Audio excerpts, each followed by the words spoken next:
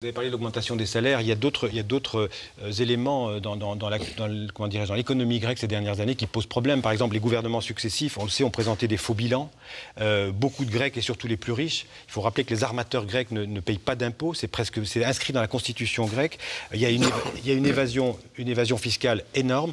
Et Didier Reynders, qui est le ministre belge des Finances, a dit il y a quelques jours que tout le monde savait cela depuis 10 ans. Alors, est-ce que l'Union européenne savait que la Grèce trichait et pourquoi on n'a rien fait? On ne savait pas que les chiffres grecs posaient problème à ce point-là. Nous avons souvent, pendant 3 ou 4 années, discuté virilement et malement avec les ministres des Finances grecs à l'Eurogroupe, mais nous n'arrivions pas à tout contrôler. Mais indépendamment de cet aspect statistique des choses, qui ne se répétera pas parce qu'on a changé les règles et on a augmenté les moyens de contrôle d'Eurostat, qui est l'office statistique de l'Union européenne.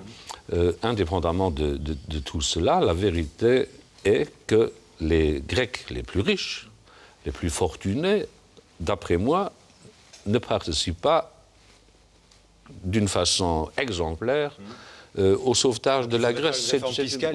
Moi, je crois que le problème n'est pas seulement d'ordre budgétaire. Le problème est aussi, en Grèce, un problème d'État. Le problème consiste aussi dans le fait que l'administration grecque ne fonctionne pas, ne respire pas, ne bouge pas comme les administrations dans nos pays respectifs. On ne l'a pas beaucoup entendu. Enfin, moi, je ne fais que d'insister sur ce fait que la capacité administrative grecque doit être corrigée vers le haut, doit s'améliorer notablement, parce que la Grèce est un pays pour lequel j'ai beaucoup d'amour, mais qui ne fonctionne pas comme les autres pays. Mais certains Grecs, d'autres, sont probablement coupables aussi de cet état de fait.